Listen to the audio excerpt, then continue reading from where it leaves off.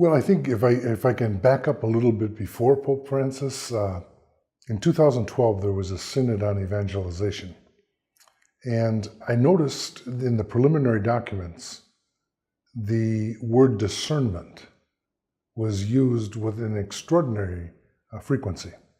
I think in the original sort of working plan called the Lineamenta, it was mentioned 24 times. And I think what the church has come to realize is that there are not fixed solutions or recipes to help it guide its ministry today. The answer is for the church in a sort of synodal process to ask for the guidance of the Holy Spirit. And that happens in three stages.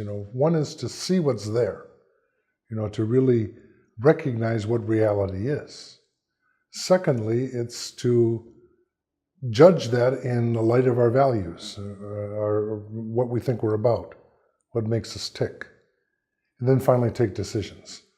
Now, Pope Francis hopes to have that sort of process at every level of the church, whether we're talking about a parish, a diocese, a national conference, or the world, as expressed in the Synod of Bishops.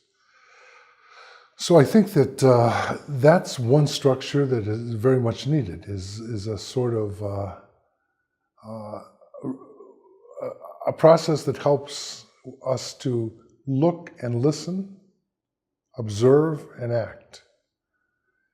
Secondly, I think that there is one of the features of postmodern society across the world is most authority, qua authority, has lost its voice.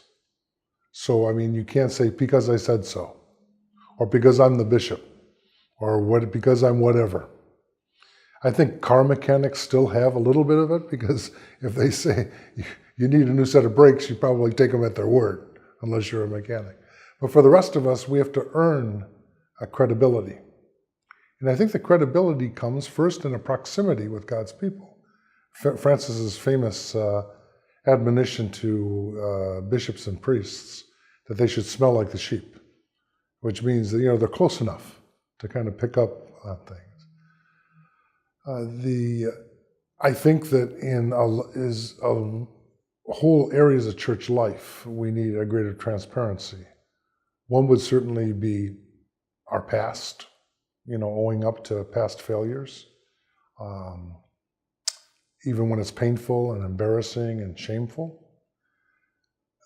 Transparency in economic matters, so that the people of God know how we administer their generosity.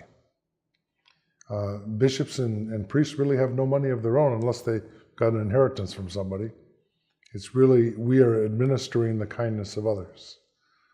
So I think that in some countries in the world, we do it better than others. Eventually, hopefully we'll do it well everywhere.